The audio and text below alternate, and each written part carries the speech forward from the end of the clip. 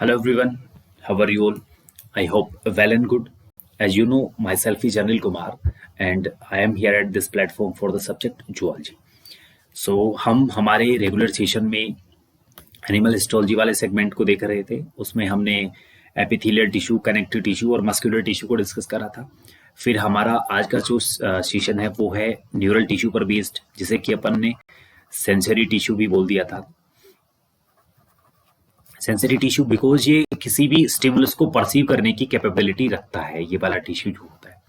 तो लिखा है neural tissue exerts the greatest control over the body's responsiveness to changing conditions। ठीक है, मतलब सिंपल सा ये है कि जो सेंसरी टिश्यू है वो भी जो भी क्लाइमेटिक चेंज या एनवायरमेंटल चेंजेस होते हैं बॉडी में, इंटरनल हो सकते हैं या एनवायरमेंटल हो सकते हैं, जो कि एक्सटर्नल के फॉर्म में जाने जाते हैं। उन सारे के सारे चेंजेस को क्या करता है, सेंस करता है और उसके अकॉर्ड हमारी पूरी ऑल ओवर बॉडी पर एक कमांड रखता है। ठीक है, तो ये काम होता है हमारे सेंसरी या फिर न्यूरल टिश्यू का। ठीक है, neurons the unit of neural system या nervous tissue are excitable cells. Excitable cells हैं और ये एक्साइटेबल क्यों है? क्योंकि ये स्टिमुलस को क्या कर सकती हैं, परसीव कर सकती हैं।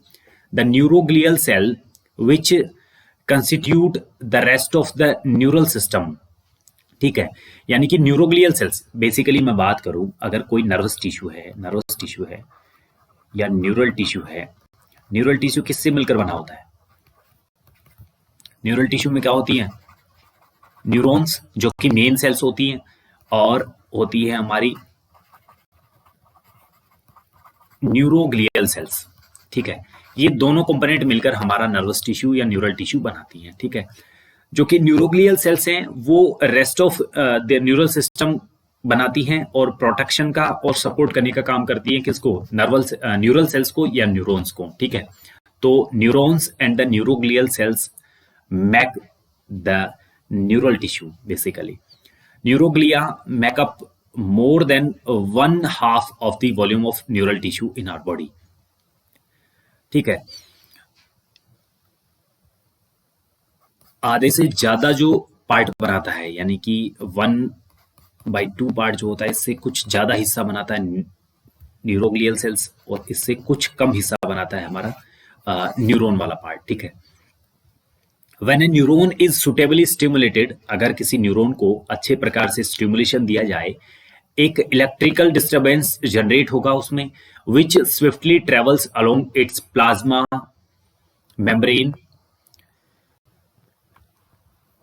Arrival of the disturbance at the neuron's endings or output zone triggers events that may cause stimulation or inhibition of adjacent neurons and other cells। ठीक है, सिंपल सा मतलब ये है कि किसी भी न्यूरॉन को, ये एक न्यूरॉन है, ये दूसरा न्यूरॉन है, इसे अगर स्टिमुलस मिलता है तो ये इसकी प्लाज्मा मेम्ब्रेन, जिसे एक्सोप्लाज्म बोल देते हैं, इसके अलोंग ट्रेवल करता है और दूसरे न्यूरॉन को चला जाता है। फिर ये आगे फर्दर चलता रहता है, ये वाला प्रोसेस, जैसे कि 1 2 3 4 एंड सो ऑन। ठीक है, और इसी टाइप से एक जो कंप्लीट न्यूरॉन है, एक न्यूरॉन है दूसरे न्यूरॉन को भेजता है। ऐसे नर्वस कंट्रोल या न्यूरल कंट्रोल ऑल ओवर हमारी बॉडी में प्रेजेंट होता है। ठीक है, और न्यूरल कंट्रोल एंड कोऑर्डिनेशन वाला सेगमेंट जो है chapter 21 under the human physiology section, वो इन चीजों को डिटेल करने वाले हैं वहां पर। ठीक है, तो ये हो गया हमारा nervous system. Next segment will be based on the organ and the organ system. ठीक है, थैंक्स।